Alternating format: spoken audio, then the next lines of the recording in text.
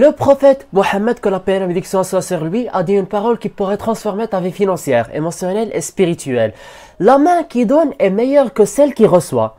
Avec toute cette simplicité. Mais pourquoi cette parole a-t-elle un pouvoir aussi profond? Pourquoi certains deviennent riches intérieurement et extérieurement juste en pratiquant ce principe? Reste jusqu'à la fin. Ce que tu vas entendre peut tout changer. D'abord, il faut qu'on se mette d'accord.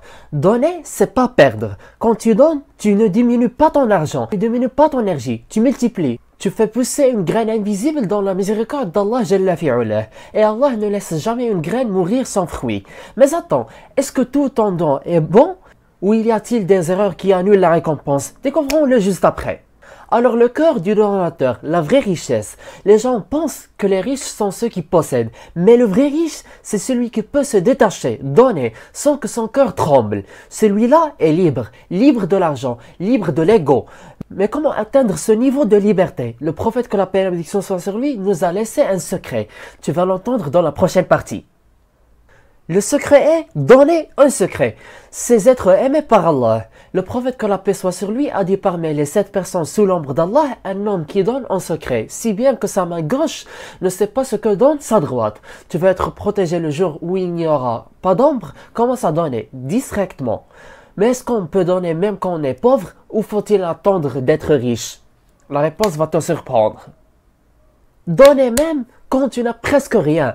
Un compagnon est venu au prophète, que la paix et la bénédiction soit sur lui, les mains vides. Il voulait aider, il voulait donner. Le prophète, que la paix soit sur lui, lui a montré qu'un sourire, une bonne parole, une petite action sont aussi des dons. Donne ce que tu peux, maintenant, pas demain. Mais il y a une erreur que beaucoup font quand ils donnent, et qui détruit tout. Tu veux savoir laquelle? Reste là. C'est l'ostentation, le poison du don. Donner pour être vu, admiré, applaudi. C'est comme jeter de l'or dans le feu. Allah Jalla fi'ulah n'accepte que ce qui est pur. Le prophète, que la paix et la bénédiction soient sur lui, nous a prévenu. Celui qui donne pour être vu n'aura rien dans l'au-delà. Mais si le don peut te rapprocher d'Allah, il peut aussi t'élever dans ce monde. Découvre comment, juste après. C'est que le don attire la baraka. Tu veux que ton argent dure?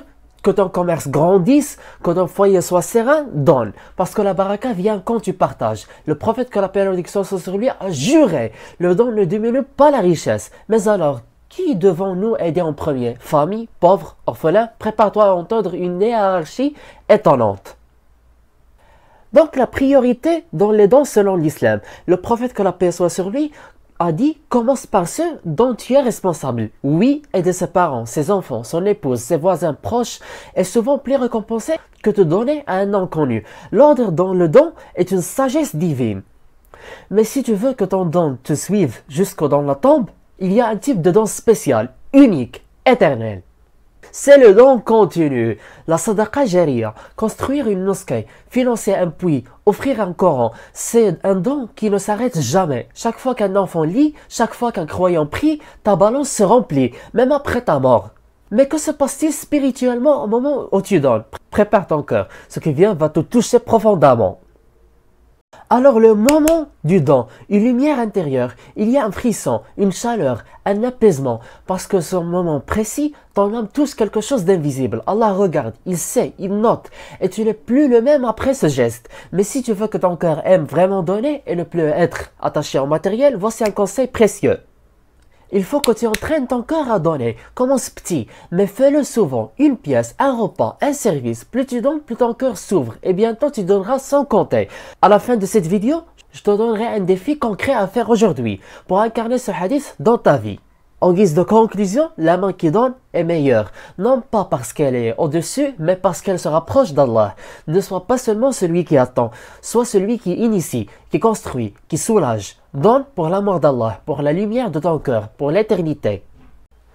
Et je te challenge par un défi pour toi. Aujourd'hui, choisis une action concrète, offre un repas, aide un proche dans le besoin, donne un secret, partage cette vidéo pour que d'autres donnent aussi.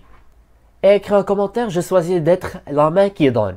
Et je m'interroge, comment tu intéresses à ce contenu sans que tu watches les vidéos précédentes dont on parle de l'argent et te recoule? Watchlist est un héritage cognitif à l'humanité. À très vite.